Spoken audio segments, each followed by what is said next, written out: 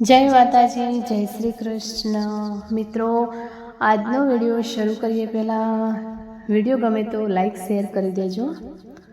તો ચલો શરૂ કરીએ। કાળી ચૌદશ ક્યારે છે તેના વિશે આપણે જાણીશું આજે। અને યમ દીપક પ્રગટાવતી વખતે જે પણ કંઈ ભૂલો કરતા હોય તે ના કરતા અને તેના નિયમો અને તેની દિશા વિશે જાણીશું। પરંપરા અનુસાર દિવાળીના એક દિવસ પહેલાં કાળી ચૌદશનો તહેવાર મનાવવામાં આવે છે। કાળી ચૌદશના દિવસે ખાસ કરીને યમદીપ પ્રગટાવવાની પરંપરા રહેલી છે। તો જાણીએ યમદીપ પ્રગટાવવાના નિયમો અને તેનું મહત્ત્વ। કાળી ચૌદશને અલગ અલગ જગ્યાએ અલગ અલગ નામથી ઓળખવામાં આવે છે। કોઈ નાની દિવાળી કહે છે તો કોઈ કાળી ચૌદશના નામથી ઓળખે છે। કાળી ચૌદશને નરક ચતુર્દશી પણ કહેવાય છે। આ પર્વ દિવાળીના એક દિવસ પહેલાં મનાવવામાં આવે છે। પરંપરા અનુસાર આ દિવસે યમ દીવો પ્રગટાવવાની પરંપરા હોય છે।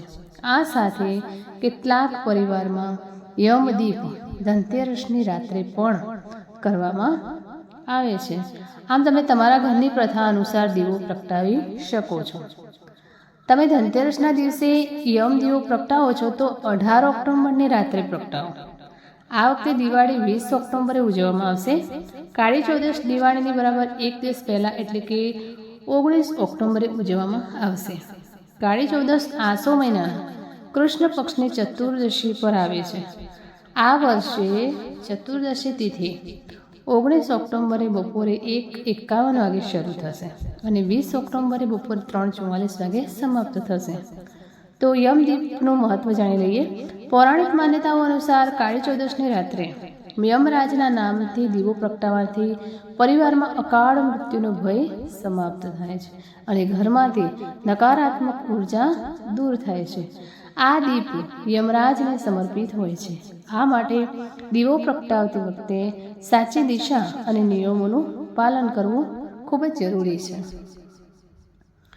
દીપ પ્રગટાવવાના નિયમ અને વિધિ। આ દીવો હંમેશા 4 મુખવાળો હોવો જોઈએ, જેમાં 4 દિવેટ મૂકવાની છે। 4 દિશામાં પ્રકાશ ફેલાવતો આ દીવો પ્રગટાવવાથી યમદેવતા પ્રસન્ન થાય છે અને ઘરમાં દરેક સભ્યોને અનેક પ્રકારના વિઘ્નોમાંથી બચાવે છે। આ સાથે આ સમયે મૃત્યુથી રક્ષા પ્રદાન કરે છે। શાસ્ત્રોમાં જણાવ્યા અનુસાર યમ દીવો હંમેશા દક્ષિણ દિશામાં પ્રગટાવવો જોઈએ, કારણ કે આ દિશાને યમરાજની દિશા માનવામાં આવે છે। આ દીવો માટી તેમજ લોટમાંથી બનાવવો। આ સાથે સરસિયાના તેલનો પણ ઉપયોગ કરવો। દીવો પ્રગટાવવાની વિધિ। યમદીપ પ્રગટાવતા પહેલાં ઘરમાં ચારેય બાજુ ફેરવો અને પછી છેલ્લે દક્ષિણ દિશામાં ઘરની બહાર કોઈ પણ સ્થાન પર મૂકી દો। આમ કરવાથી યમરાજની કૃપા બની રહે છે અને પરિવારને સુરક્ષાના આશીર્વાદ મળે છે।